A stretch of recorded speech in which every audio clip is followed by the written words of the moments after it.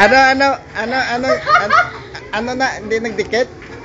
Ay, ano ba nangyari kasi dito? walang walang Bako nyo to walang Nako, pandikit. baka Sabi nga nakabalik nung kayo customer nito, namin, ipon eh. lang to Nilagyan na lang daw ng scotch stick para dumikit sa ano. Ay, wag gusto rin ito tayo.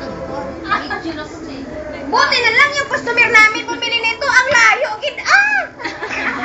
doon pa. Pamasahe, pamasahe daw 75 tapos yung suli Hindi niya. na bumalik nito. 10 pesos lang Bumili siya nito 15 pesos. Namatay siya 100.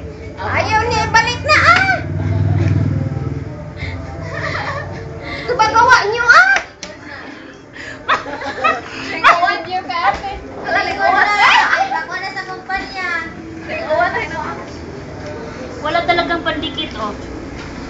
Dikit mo kaya sa ulit talaga. Siguro kung dyan sa upaw mo, idikit to. Tsa.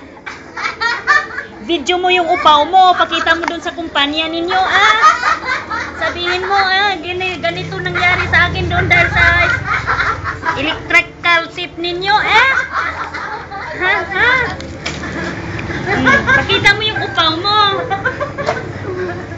Yan, Ala, di Sabi na kabuo ko sa kapuan. Saan ba? Nag-graduate siya o Hindi, ito na lang natira kasi yung ibang customer natin bumili nito, hindi na bumalik,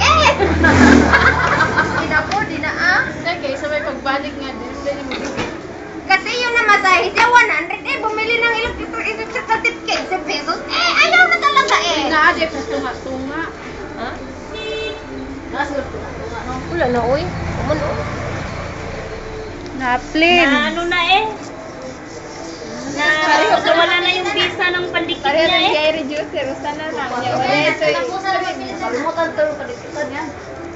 Ate, pareho ito Hindi, meron siya pandikit sa gawas lang, Sa labas, tingnan nyo, Parang rugby, Nilagyan.